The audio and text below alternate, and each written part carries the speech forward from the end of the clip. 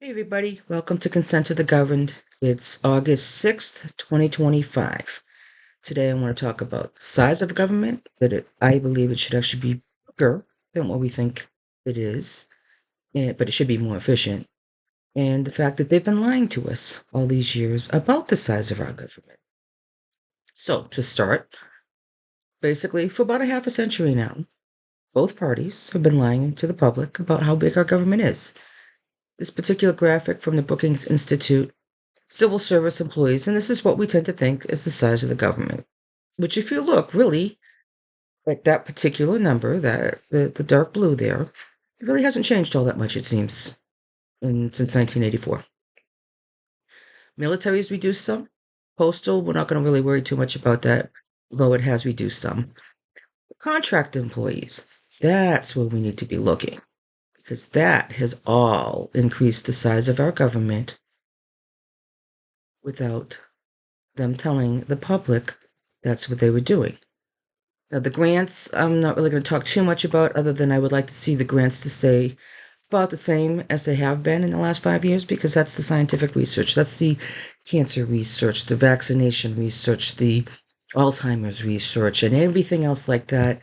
It might be, that might be some immigration things for refugee housing with things like that. I'm not 100% positive on that, so don't quote me.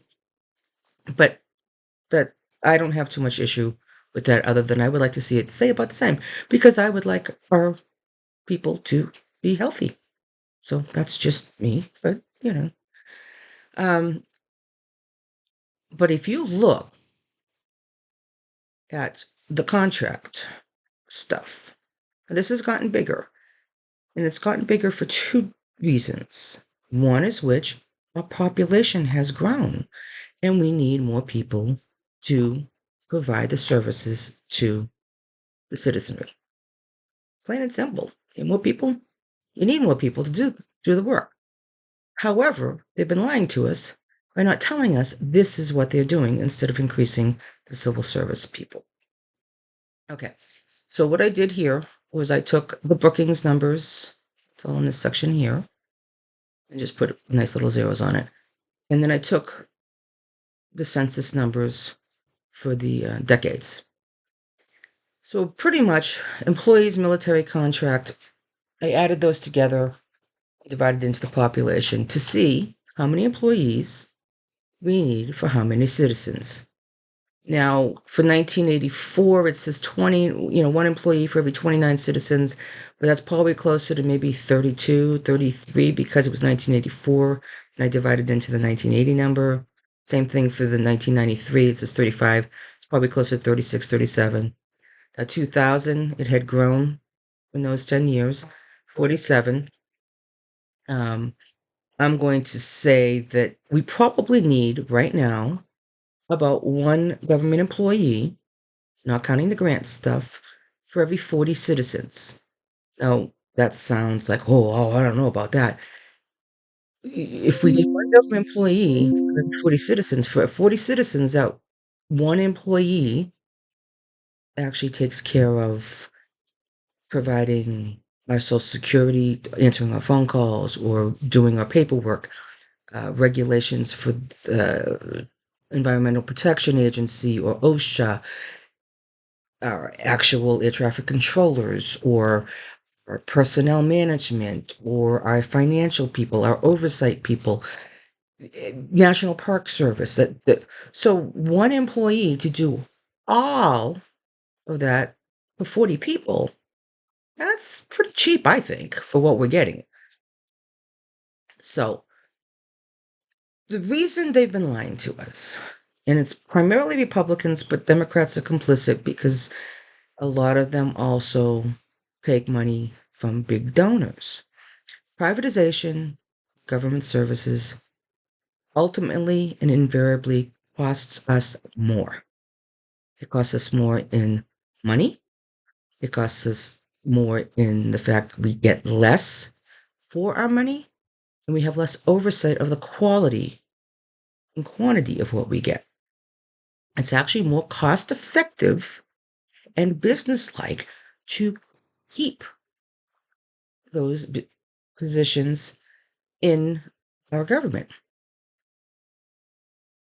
Now, the ones that make the money are the contractors, because that's what the contractors, they're private business.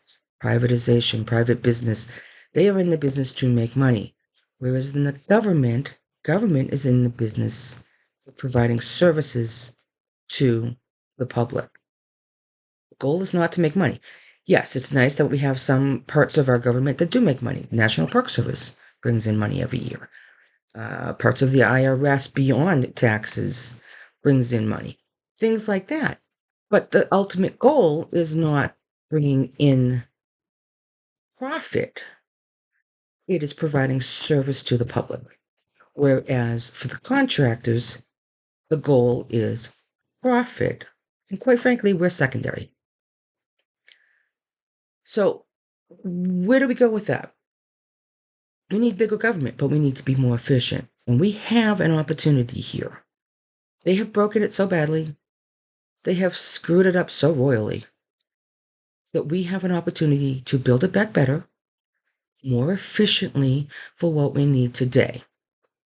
And I'll give you an analogy. New England was one of the first areas of the country that was settled. So the roads in New England originally sprung from horse paths and carriage paths, and they followed windy, easier ways up a mountain, or they followed a river, whatever it might be. And so ultimately, that's where all the roads ended up. But as we expanded west, and we got some flatter terrain, I'll give you that, we started thinking about city planning. So if you go to somewhere like Oklahoma City, it's all very grid-like, very easy. Maybe not as pretty in some of it, but it's still more efficient in that aspect. So we have that opportunity because our government sprang up like New England. As we needed new agencies, new services based on what was going on with our citizenry, we added them. So we have the twisty turny things. Now we have an opportunity to say, is this actually the most efficient way we can do what we are doing now for where we're at in our history? I say the answer is no. We can actually do it more efficiently, more effectively, with enough people. And I do not believe AI is going to be able to take care of it because, quite frankly, AI is not the be all and end all that people seem to think it is. Now, I will be adding things into the website, coming up with new videos as I get into a plan. Because right now we don't have a plan. I'm not hearing a plan from anybody that's fighting fascism. We have fighting fascism, which is a good plan. It's a great start. But we need something after that. We need to know where we are going, how we're going to get there, and why we're going there. Because this country, in my opinion, has always shown the best of itself, the best of what it means to be American when it is not acting from selfish motives.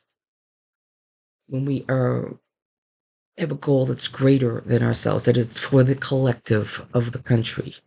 And we're starting at the Revolutionary War, World War II, going to the moon, how we came together after 9/11 to support each other, civil rights, women's rights, everything that every huge leap we've made as a country seems to have stemmed from having goals that are greater than ourselves.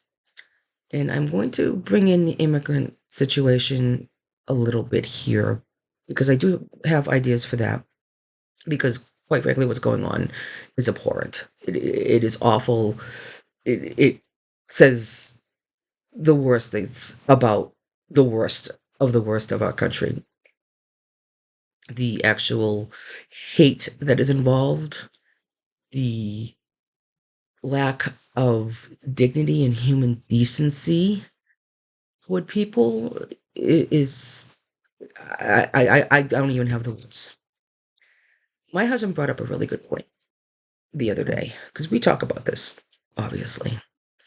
And America is great on the whole pull yourself up by your bootstraps mentality, which is good to a point, except when it's used to, well, we aren't going to provide you medical insurance. We aren't going to provide you the food because you need to pull yourself up by your bootstraps.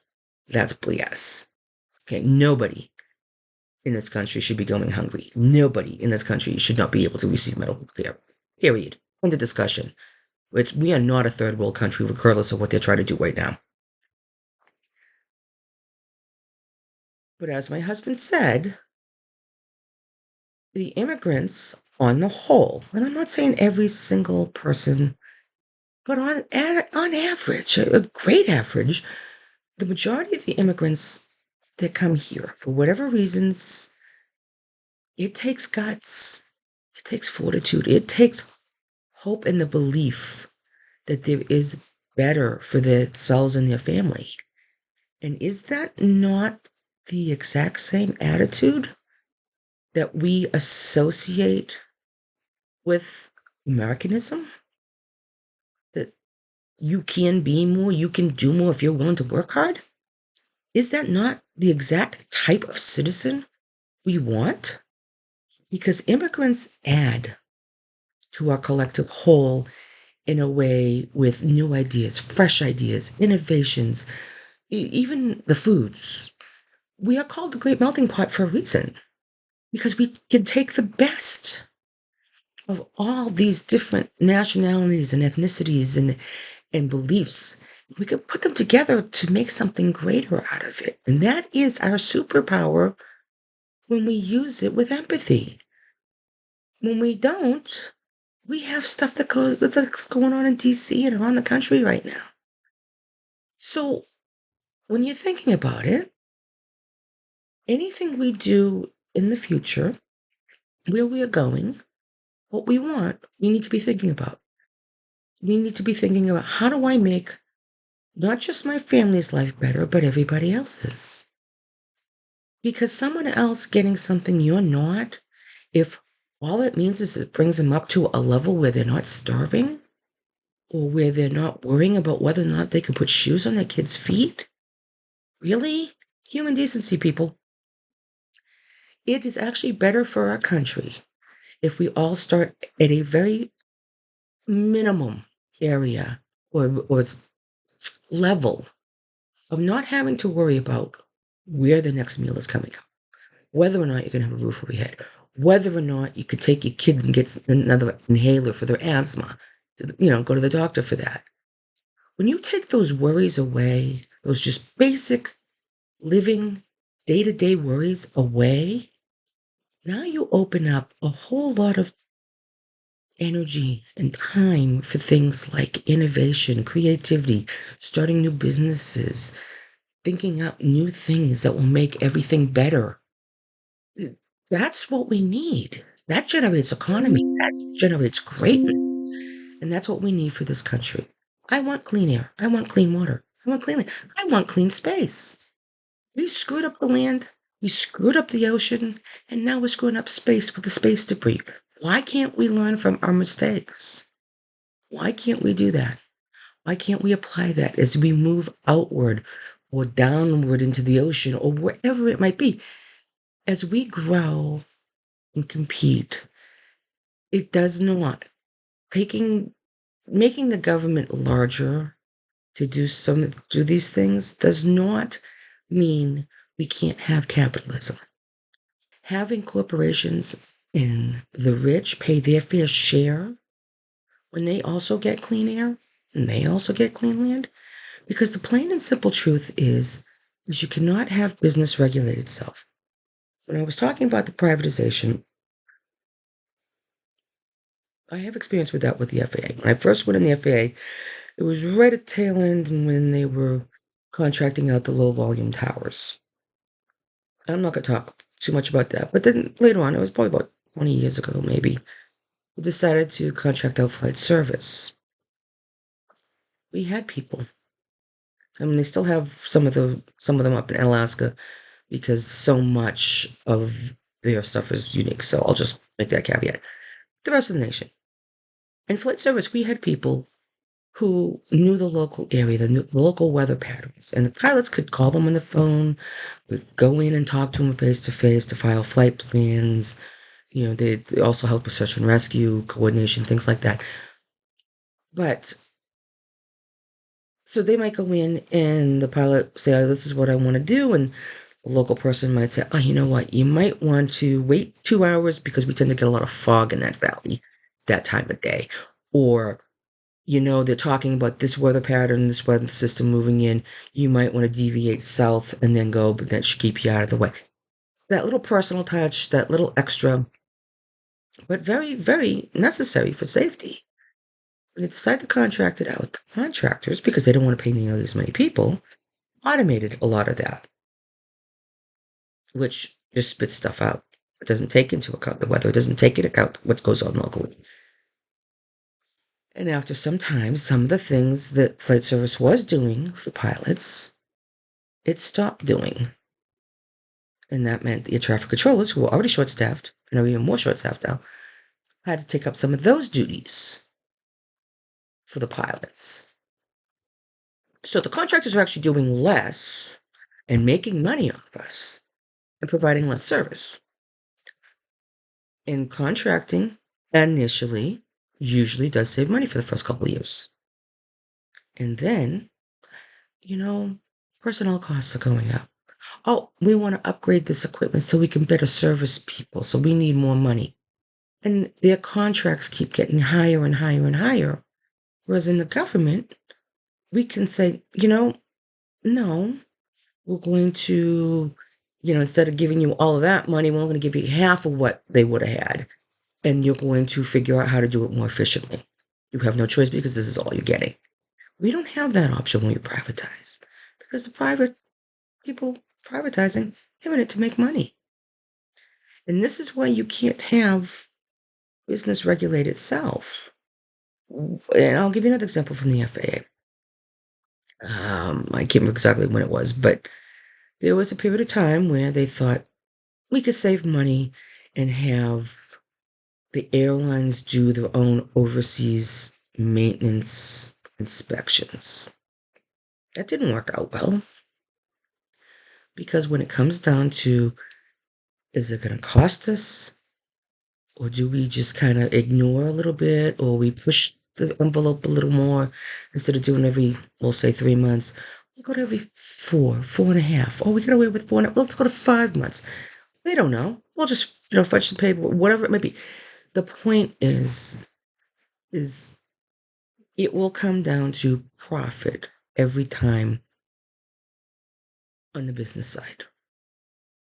Whereas on government side, it will come down to safety and service. Not always successful sometimes, but it's not from lack of trying. So that's where we're at. And the website, cotg2025.com, as we get into the next bits with a plan, at least the start of a plan that hopefully we can start building on and improving. Those pages will become active as I make the videos. There will still be links to pages that you won't be able to go anywhere with until such time as the videos have been made. So hopefully we can start actually generating a little bit of discussion about making a plan, what that plan is going to look like.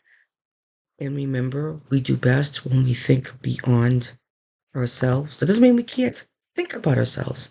We do best as a nation when we think greater than ourselves. Anyway, thank you. Bye.